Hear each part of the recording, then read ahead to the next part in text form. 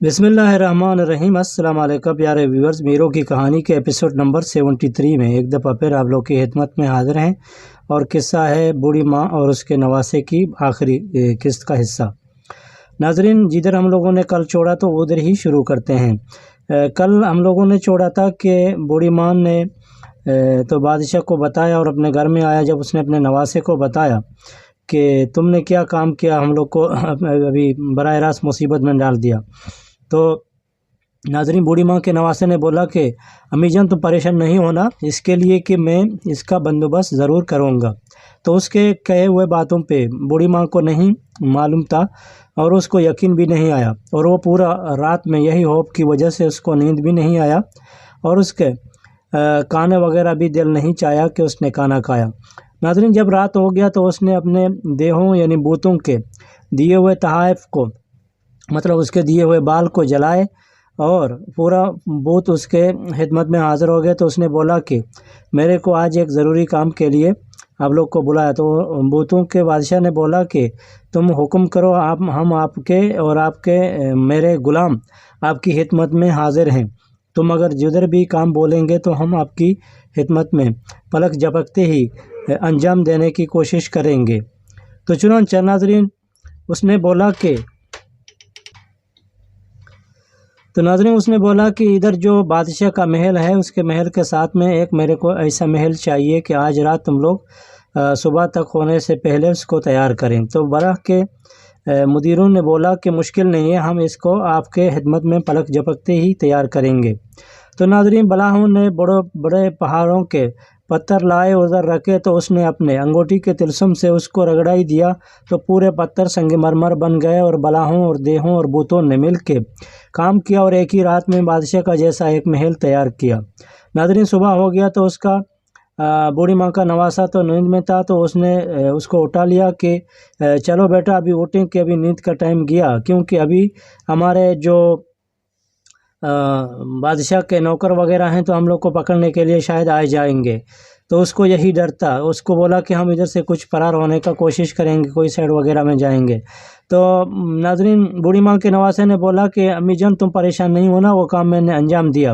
تو پھر بھی بوڑھی ماں کو یقین نہیں آیا، تو اس نے اس کو پکڑ کے جب بادشاہ کے دربار کے ساتھ گیا تو اس نے دیکھا کہ پورے محلے کے لوگ کھڑے ہوئے ہیں اور رات کی طرح بنے ہوئے اس محل کو سیر کر رہے ہیں اور دیکھ رہے ہیں اور حیران ہیں۔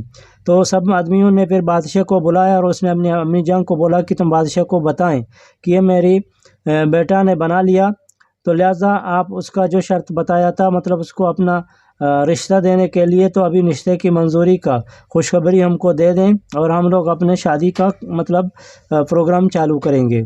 تو ناظرین بادشاہ نے بولا کہ ہاں۔ تو اس نے محل بنایا۔ جب وہ اندر آیا تو پورا وزیر گدیروں نے پہلے محل کا بہت تعریف کیا کہ بہت اچھا محل ہے، اچھا سنگ مرمر ہے، اچھا پینٹ وغیرہ کر کے بنایا ہے۔ تو آخرکار بادشاہ اس کے اندر گھوم کے باہر آیا، تو اس کو بہانہ بنانے کے لیے تو اس نے بولا کہ یہ محل میرے کو پسند نہیں آیا، یہ تو میرے محل جیسا ہے لیکن ہمارا محل سے تھوڑا بڑا ہونا چاہیے اور کشادہ ہونا چاہیے، اور ایسا محل بنانا چاہیے کہ اس کے اندر آدمی لوگ گھومیں تاکہ تک جائیں اور پھر اس کو راستہ نہ ملے، تو ایسا محل میرے کو چاہیے۔ تو ناظرین اس نے بولا کہ اگر یہ محل تم کو پسند نہیں ہے تو مشکل نہیں، ہم تمہارا شرط کو پورا کرنے کی کوشش کر کے اتریں گے۔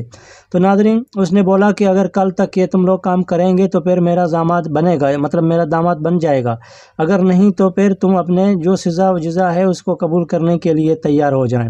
تو ناظرین بوڑھی ماں کا دل ایک اپنا جگہ پھر ہٹ گیا اور اس کا دھڑکن تیز ہونے لگا کہ یہ اور بھی کیا ہو گیا کہ ہمارا نواسے نے اتنا محنت کیا لیکن پھر بھی بادشاہ نے پسند نہیں کیا، تو شاید ابھی ہم لوگ کا انجام برا ہو جائے گا۔ تو ناظرین اس باتوں کے کرنے کے بعد اس نے اپنے بوڑھی ماں کو پکڑ کے اپنے پرانے جھگی یعنی جھوپڑی میں آئے اور بیٹھے، اور رات ہو گیا تو اس نے بولا کہ بیٹا تم یہ کیسا بناتے ہو؟ تو بوڑھی ماں کو نواسے نے بولا کہ تم امی جان اس کا چنتا نہیں کریں، یہ تو میرے بائیں ہاتھ کا کھیل ہے، انشاءاللہ میں اس کو انجام دوں کے رکھ دوں گا۔ ناظرین جب دوسری رات ہو گیا تو اس نے پھر وہی اپنے بوت وغیرہوں کو بلایا اور پورا کمیٹی اور پورا محلے کے بوت حاضر ہو گئے، اور اس نے بادشاہ کے جیسا محل کی طرح اس کو لوکیشن اور اس کا ڈیزائن وغیرہ دے دیا۔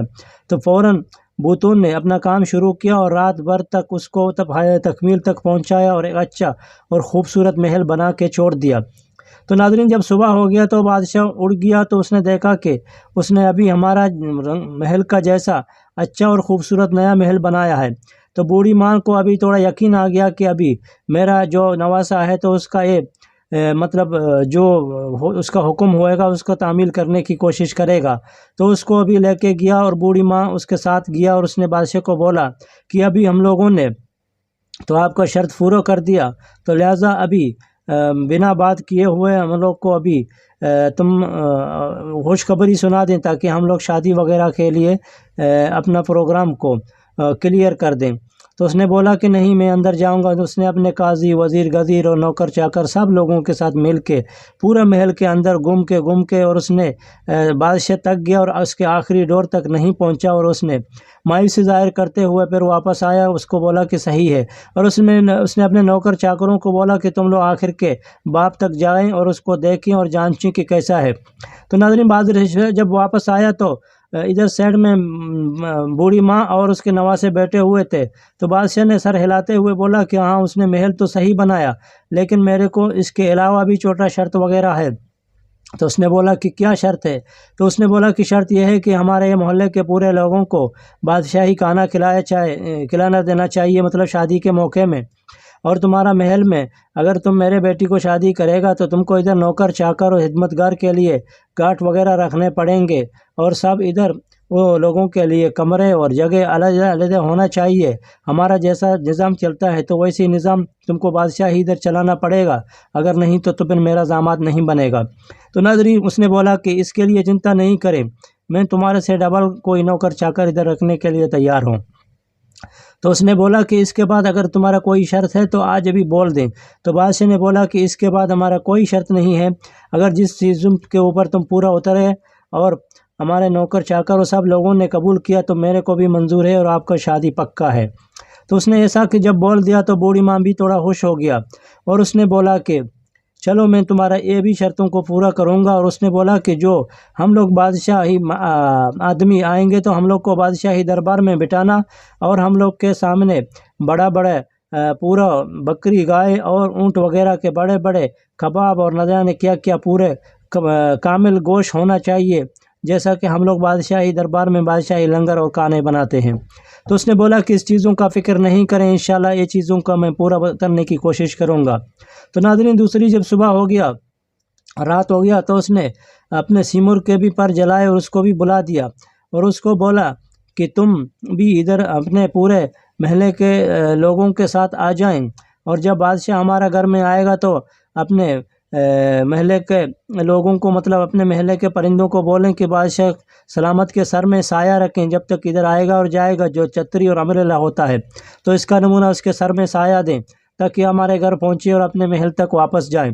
تو ناظرین، سیمرغ نے بھی ایسا کام انجام دیا اور پورا دیہوں اور بلاہوں کو بولا کہ تم لوگ ادھر حاضری دیں اور انسان کی روپ میں اپنی گارڈ بنے۔ تو پورا ادھر آئے اور انسانی شکل میں ہو گئے اور سب لوگ ادھر گارڈ بن گئے۔ تو گارڈ بننے کے بعد اس نے وہ دیکھا کہ یہ لوگ ابھی پورا تو ادھر ہیں، تو چنانچہ اس نے بولا کہ چلو صحیح، تو میں ابھی آپ کو یعنی کر کے دکھانے کا کوشش کروں گا۔ تو ناظرین، اس نے سب چیزوں کو کر کے اس کو دکھا دیا، اور اس کے بعد اس نے دیکھ لیا کہ یہ سب چیز تو حاضر ہو گئے۔ تو ناظرین، پھر دوسری دن ہو گیا تو اس نے بولا کہ چلو تم لوگ ابھی شادی وغیرہ کو رچائیں۔ تو جب صبح ہو گیا تو بادشاہ نے دیکھا کہ ہاں سب چیز اس کے ساتھ ریڈی ہیں۔ تو ناظرین، بادشاہ نے حکم دیا کہ آپ کا شادی پکا ہے، تو لہٰذا اس کا شادی پکا ہو گیا، اور وہ ابھی آیا اور پورا لوگوں کو شادی دے کے خوشی اور خرم کی زندگی گزارنے لگا۔ تو ناظرین، ادھر میروں نے اسٹوری کو بھی ادھر آخری انجام تک پہنچا دیا، اور اس کے بعد اس نے اسٹوری کو خلاص کیا اور اپنے شاہی محل میں سو گیا۔ اور سونے کے بعد اس نے دیکھا کہ اگر وہ اپنے شاہی محل میں بیٹھا ہوا ہے، جب صبح ہو گیا تو ناشتے کے لیے اٹھا کہ دیکھا ایک عورت نے دوسرے ہمارے نوکروں نے پکڑ کے ہوئے اس کو لایا ہوا ہے، تو لہٰذا اس کو پوچھا کہ اس کو کیا ہو گیا، تو اس نے بولا کہ اس کو اس کی خاوند نے اس کو مارا اور اس کے ساتھ پٹائی ہو گیا۔ تو میروں نے اس کو سوال کیا کہ تم نے اپنے خاوند کو وقت پر کھانا دیا؟ تو اس نے بولا کہ نہیں۔ تو اس نے بولا کہ جب وہ کام سے آیا تو اس نے تم کو پانی پلایا؟ تو اس نے بولا نہیں۔ تو اس نے بولا کہ میں اپنے کبھی کبھار کام میں بزی تھا اور اپنے کشیدہ کاری اور گلدوزی کے لیے مصروف تھا، تو وہ بلا میرے کو چھوڑ کے ہوئے کبھی کبھار میرے ساتھ لڑائی جھگڑا کرتا ہے۔ تو اس باتوں کے کرنے کے بعد میروں نے بولا کہ اس کا فیصلہ تو شاید قاضی کرے گا، لیکن پھر بھی اس نے بولا کہ میں اس کے بارے میں تم کو ایک اچھا اور دلچسپ اسٹوری سناؤں گا، اس کے اندر بے شک تمہارا اس کا جواب مل جائے۔ تو اس نے بولا کہ چلو ناظرین دیکھتے ہیں کہ کل میرو کیا کہانی لے کر آئے گا۔ آج بس اتنا۔ ڈیلی ہم سفر کو دیں اجازت، بنے رہیں اور دیکھتے رہیں ڈیلی ہم سفر کو۔ اپنا خیال رکھیے، ٹیک کیئر، گڈ بائی، اللہ حافظ۔